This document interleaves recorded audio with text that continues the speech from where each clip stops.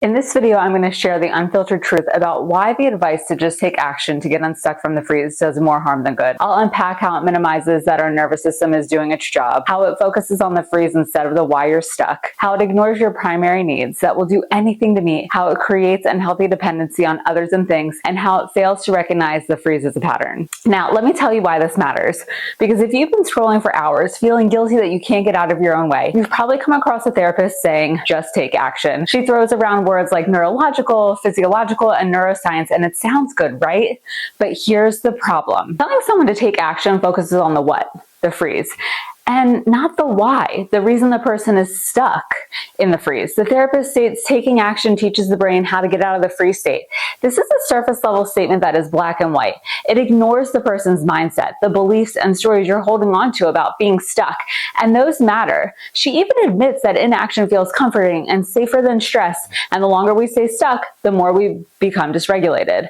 But that's the whole point. A dysregulated nervous system isn't primed for action or learning. It's focused on one thing, keeping you safe. And here's the kicker. Stress reduces our ability to think and plan while it increases our emotional responses. So when you're in the freeze, you're not set up for rational action. You're wired for protection, which means pushing yourself to just act only piles on more stress and more shame when it doesn't work.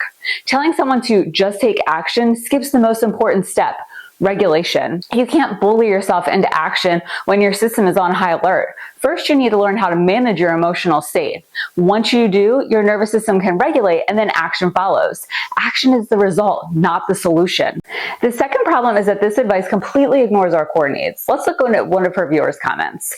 I lost my job 3 weeks ago. I've been in a freeze since. I haven't even read my termination email or a severance package. Today is the day. This freeze state has been meeting their 4 primary needs at a very high level, and here's how. The first need is certainty. Other words for this are safety, comfort, control. Avoiding the email gives the illusion of control. The second need is uncertainty, which can also be described as variety and stimulus. Deciding when to open it adds unpredictability, which creates variety. The third need is significance.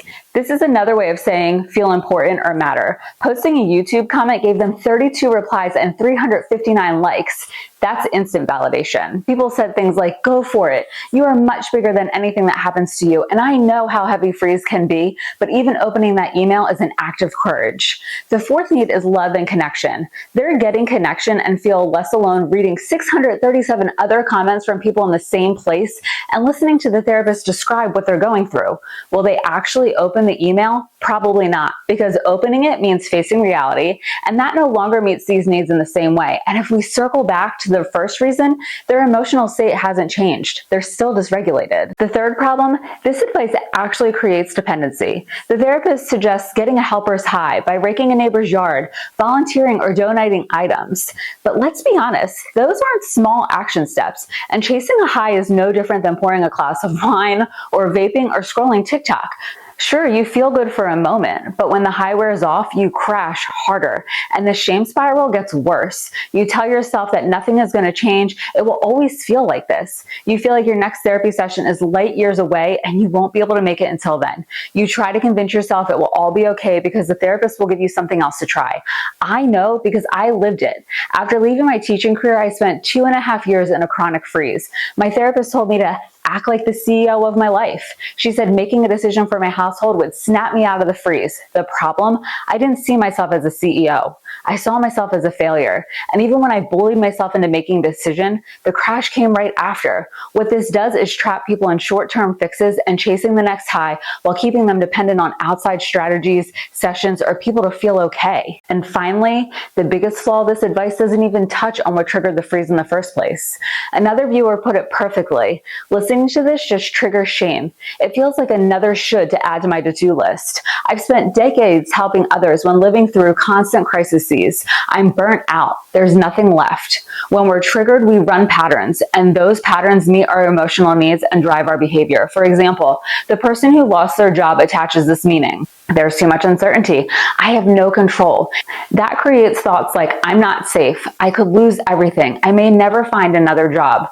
And this creates feelings like fear, embarrassment, anger, and shame, and even physical symptoms. A racing heart, shaking, a knot in your stomach. Their action, they avoid the termination letter and severance package details. Their result, the freeze, because they get certainty, safety, comfort, and control until the next trigger comes. And the same pattern runs all over again. Buzzwords and surface level scientific terms won't break that cycle. You need tools that go deeper to address the trigger and shift the pattern itself. If you've been blaming yourself for being stuck or wondering why the usual advice doesn't work for you, I hope this gave you the clarity you've been searching for. You're not broken. You're not lazy. You're not doing anything wrong. I'm not here to give you quick fixes. I am here to tell you the truth. And if that's what you need more of in your life, hit subscribe or stick around for the next video. Until then, be gentle with yourself. You're not behind, you're just beginning.